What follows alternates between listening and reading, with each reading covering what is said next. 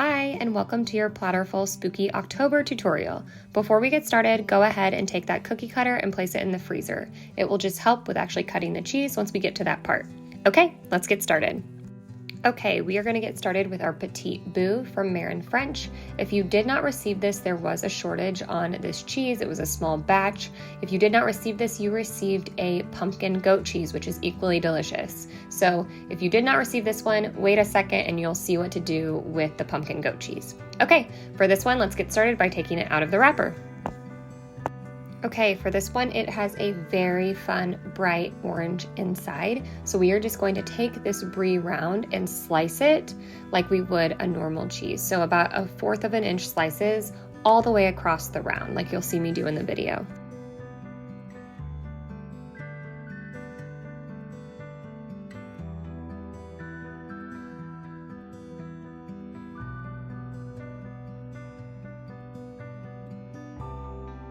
For this one, we are going to recreate the round when we place this, but with that orange inside facing up so that we get that really pretty vibrant color.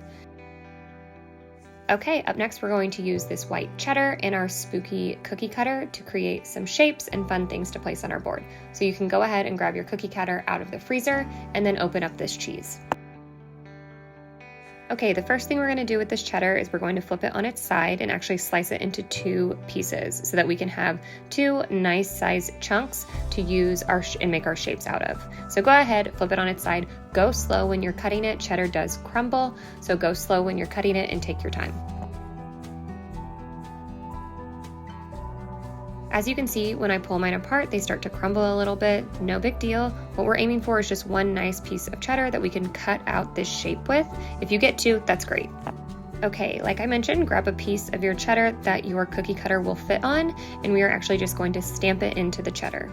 Make sure you get the cookie cutter pushed all the way through to your cutting surface, and then you can start to peel the outside around that away. We are just going to crumble this other remaining cheddar, so no big deal if it starts to crumble as you peel it away. And then once we just have the shape and the cheese, we are going to very, very carefully start to push that out of the cookie cutter. One tip here might to take this piece and actually put it back in the freezer to shrink it up and harden it, and then it might slide out a little bit easier for you. Otherwise, you can actually take your little spreader that was included in your kit and you can use that to help poke. As you can see, one of the hands on my little ghost does fall off as I'm pushing it out of the cookie cutter.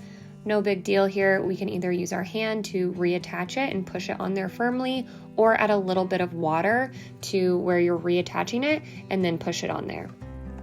And then, like I mentioned, with the remaining cheddar, we are just going to crumble it and use it in a nice pile for people to easily grab.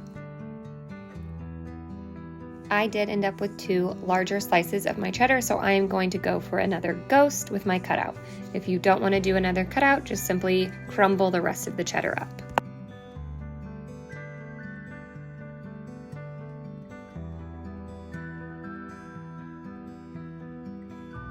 And lastly, for our large kits, we have our Romano, and we are going to take this and turn it into a cheese coffin. So go ahead and take it out of its wrapper.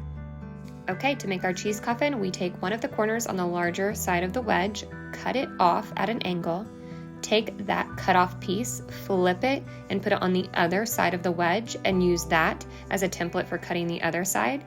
And then we're just going to cut the tip off, and there you go. You have a nice cheese coffin shape. Okay, for this, I did use something out of my refrigerator. I took a piece of cheddar cheese, a slice of cheese, any type of cheese will work, and I created an RIP to place on my coffin. So I'm going to show you how I do this.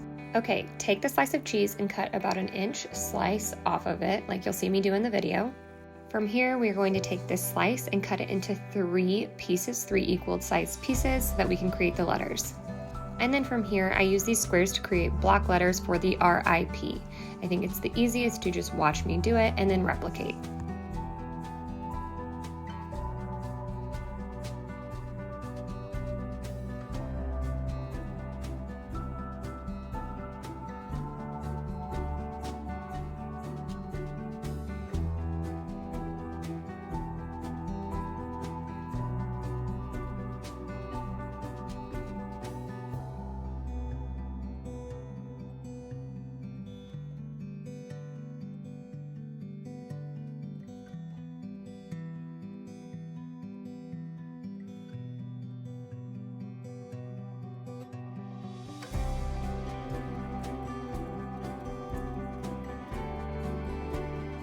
And then once you place them on your coffin, you can determine if you need to trim them up a little bit. I actually did have to trim mine up. You can just cut off the top and the bottom. You don't have to redo the entire shape, and you can actually trim them to fit inside of your coffin.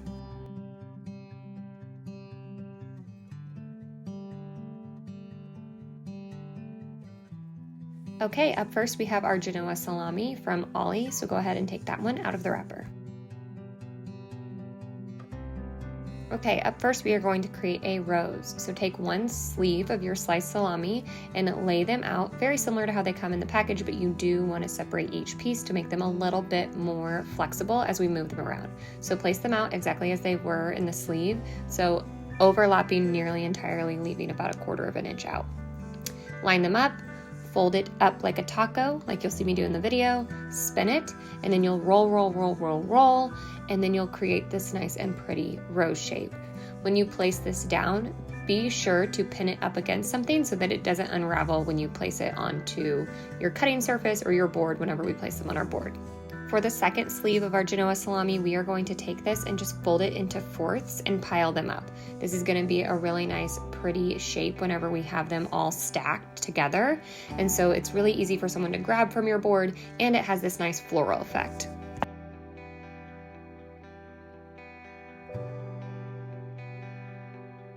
Okay, and lastly for our large kits, we have our pepperoni. So go ahead and take this out of the wrapper.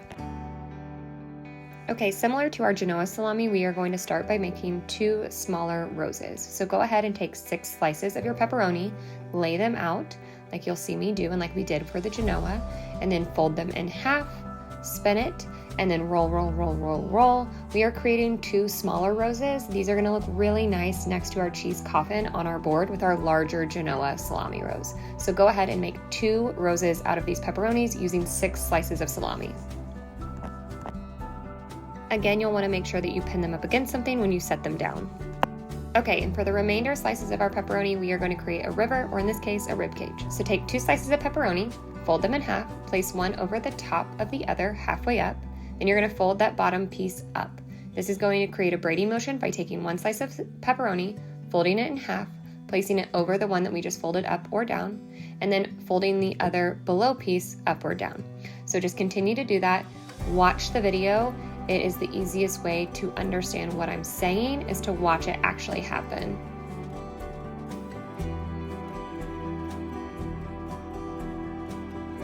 Okay, the last thing in your kits are going to be the spiders. Those are going to be your finishing touches on your boards. Okay, I'm now going to build the standard board. If you got the large kit, you can go ahead and skip a couple minutes ahead, and I will build the large kit after I complete the standard. Don't forget to add your spiders at the very end, and happy spooky season. I hope you guys enjoy this one.